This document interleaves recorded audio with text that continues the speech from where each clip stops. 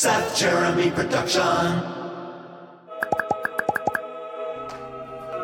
Are you looking for a choir effect? Are your MIDI instruments just not cutting it? And you don't have the resources to hire a full choir? Here's the steps I took in order to get that effect without breaking the bank. The example I recorded was for my audio tag. Seth Jeremy Production. And you're gonna first wanna make sure that the melody is in a good range for you vocally. When you're creating your choir parts, you want to make sure that that melody you can copy to different octaves. You want to make sure you're recording with a large diaphragm microphone, with a pop filter, as well as obviously recording in a quiet place. Here's the audio tag melody that I use. Seth Jeremy Productions. And then I also copied it to this octave. Seth Jeremy Productions. And then obviously down an octave. Seth Jeremy Productions. Okay, now together, all those octaves sound like this.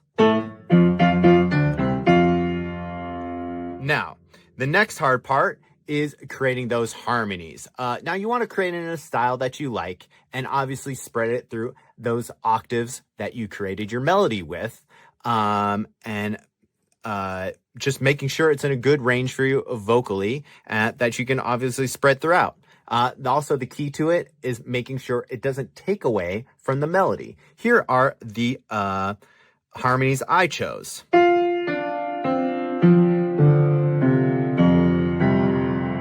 Now, together, those sound like this in the rhythm with the audio tag. When you are recording your choir parts, you want to make sure that you have 3 to 6 good takes of each part, meaning the melody, all the octaves, harmonies, etc. Now, how many takes depends on how big you want the choir to be. My choir sample is about 60 vocals. When you're done recording, you want to put each take on its own separate track so you have as much control as possible later. So as you see on the screen here, I have lead 2, 3, 4, 5, 6. That's the takes. And then the octave down, the same thing. The octave up, the same thing. When you're mixing later, I highly suggest that you keep your melody and all of your octaves just straight down the middle in the pan. Now, the harmonies, I would suggest you put a little bit left, a little bit right, not too far left, not too far right. But which harmony and how far left and how far right is just a creative kind of decision and really just depends on what you like. So here's how it came out. Here's all of my just main melody. Seth Jeremy Production. Here's the octave down. Seth Jeremy Production. Here is the octave up. Seth Jeremy Production. Now here's all of the main melody with the octaves. What that sounds like. Seth Jeremy Production. Okay, now we're gonna get into our harmonies. Let's get them. So here's our first harmony.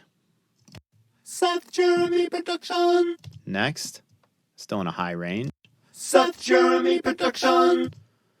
Still higher, kind of. Seth Jeremy Production. One got added there. But here's what this all sounds like together. Seth Jeremy Production. Okay, then a lower range. Seth Jeremy Production. Lower. Seth Jeremy Production. And here's the 2 lowest ones. Seth Jeremy Production. Seth Jeremy Production. Now here's with the main melody as well as with the octaves. Seth Jeremy Production. Okay, so now give me just a second. Okay, so after I was done, here's what it sounds like with all the processing put together in the mix. Seth Jeremy Production. Now, after I was listening to it, I really thought that the main melody needed to come out more. So what I went ahead and did is took one of the melody lines, put it back in, and through some processing on that, and added that to the choir just so you could hear the main melody a little bit more. So here's what this sounds like. Seth Jeremy Production. So that's the quick and cheap way to get a choir effect into your music without actually hiring a choir. Of course, it's always better to hire a choir, but if you do not have the budget, this session can help you in a pinch.